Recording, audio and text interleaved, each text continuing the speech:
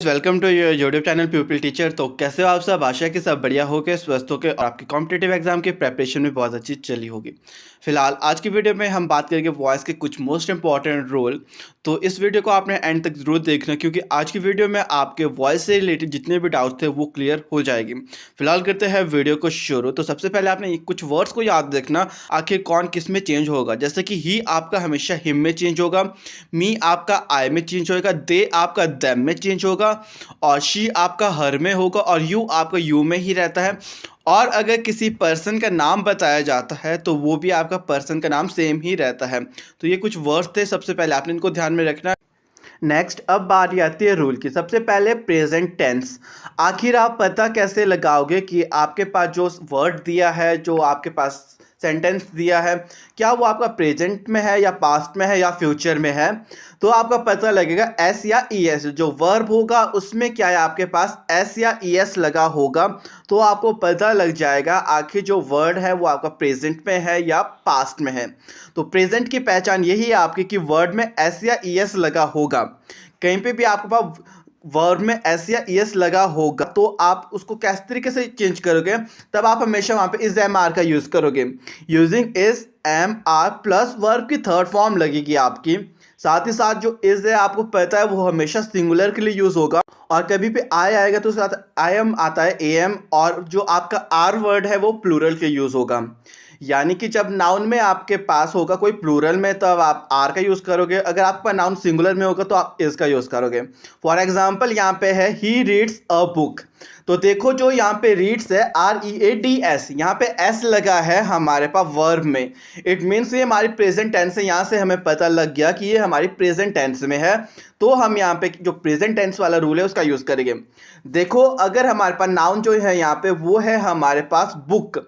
अगर बुक में बुक्स लगा होता है यानी कि वो प्लूरल की बात हो रही है, बट यहाँ पे बुक है, इट मीन्स सिंगुलर में है। और जब भी वॉइस को हम चेंज करते हैं तो हम हमेशा लास्ट से शुरू करते हैं, जैसे कि अ बुक। अब हम रूल लगाएंगे यहाँ पे इज एम आर में से एक चीज वो है हमारे पास इज, और जो रीड्स था वो आपका कन्वर्ट होएगा वर्ब की थर्ड फॉर्म में। और जो थर्ड फॉर्म होती है रीड की वो होती है रेड, पर उसको लिखते हैं आर ई ए डी करके ही है, बाय, और ही आपका चेंज हो गया हिम में।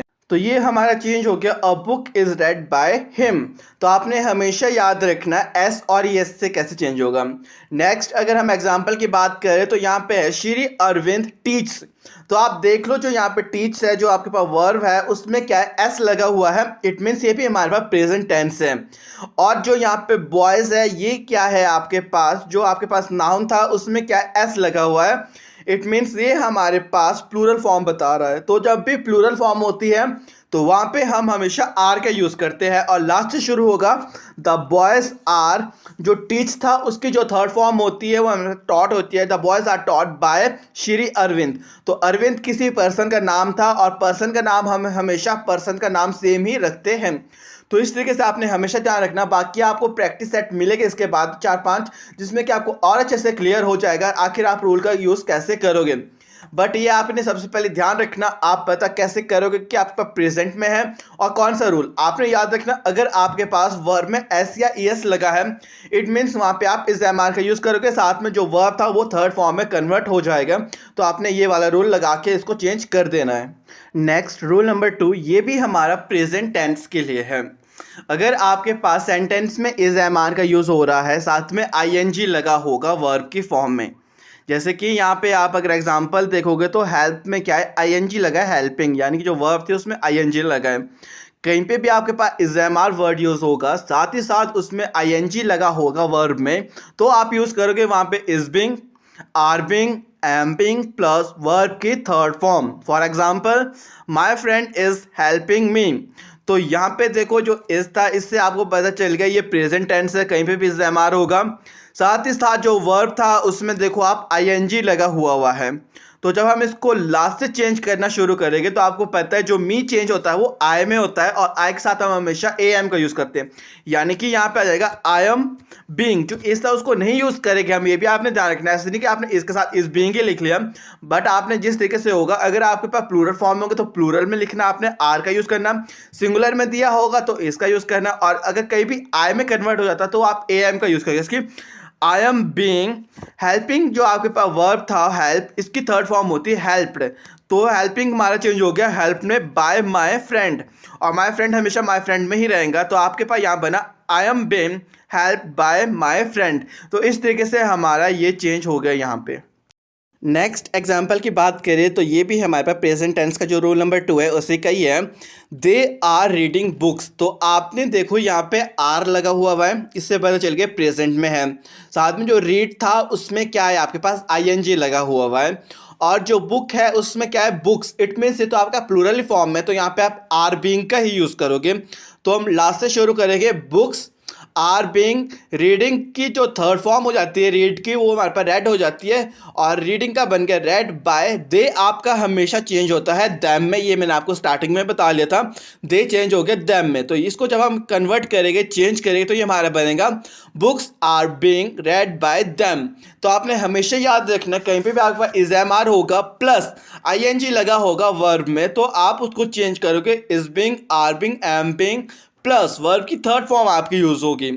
नेक्स्ट है हमारे पास रूल नंबर 3, ये भी हमारा प्रेजेंट टेंस की बात करेगा।